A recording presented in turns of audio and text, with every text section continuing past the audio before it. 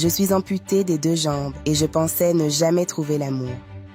Jusqu'à ce que je rencontre mon mari Gareth. Nous sommes tombés amoureux rapidement, mais ça n'a pas été facile.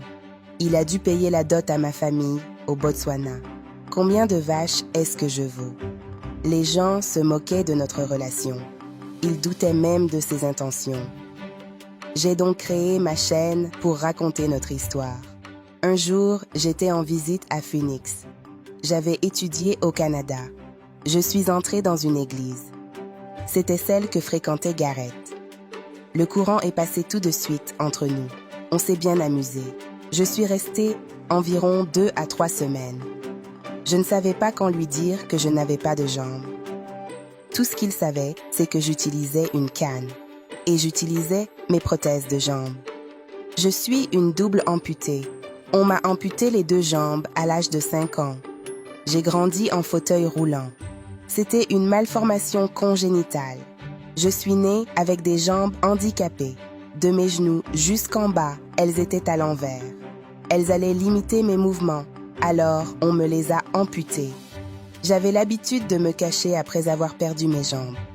Les enfants me fixaient et parlaient dans mon dos.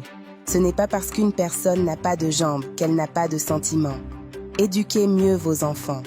J'ai subi beaucoup d'intimidation, mais en grandissant, j'ai compris qui j'étais. J'ai été merveilleusement et redoutablement créée par Dieu. En tant que personne handicapée, c'est à vous de sortir et de vivre votre vie. J'étais tellement contente qu'il ne soit pas parti en découvrant que je n'avais pas de jambes. Des gens m'ont abandonnée dès qu'ils ont découvert mon handicap. C'est vraiment triste. J'ai grandi en pensant que personne ne voudrait de moi comme femme. Les personnes handicapées méritent aussi de l'amour et de l'attention. Nous sommes sortis ensemble quelquefois. Il avait déjà décidé que je serais la femme qu'il épouserait.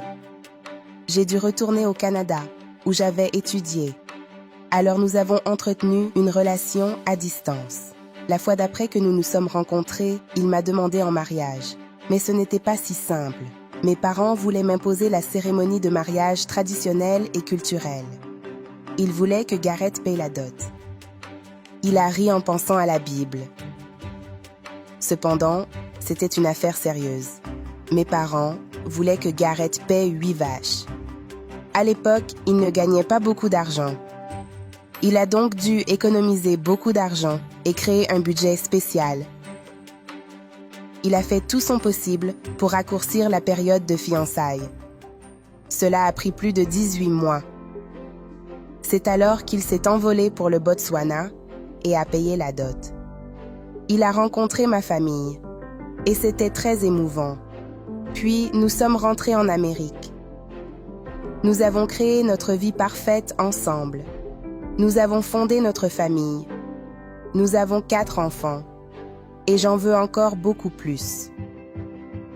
Bien sûr, les gens ont douté des intentions de Gareth. Pourquoi m'aurait-il choisi? En 7 ans de mariage, mon mari ne m'a jamais crié dessus ni menacé. Mon mari me traite tellement bien. Et non, ce n'est pas une façade. Je rends grâce à Dieu parce que j'ai prié pour qu'il me donne un homme qui me traite comme le Christ traite son Église. Un homme qui m'aime pour qui je suis. Quand on n'a pas de jambes comme moi, on prie de manière plus spécifique parce qu'on sait que la plupart des gens jugent sur l'apparence. La morale de l'histoire? Le Seigneur répond toujours aux prières de ses saints. Je ne suis pas la plus belle femme selon les normes d'aujourd'hui, mais j'ai confiance en moi. J'ai été créée ainsi par Dieu. J'espère que ma plateforme pourra éduquer les gens sur l'amour, le respect et la persévérance.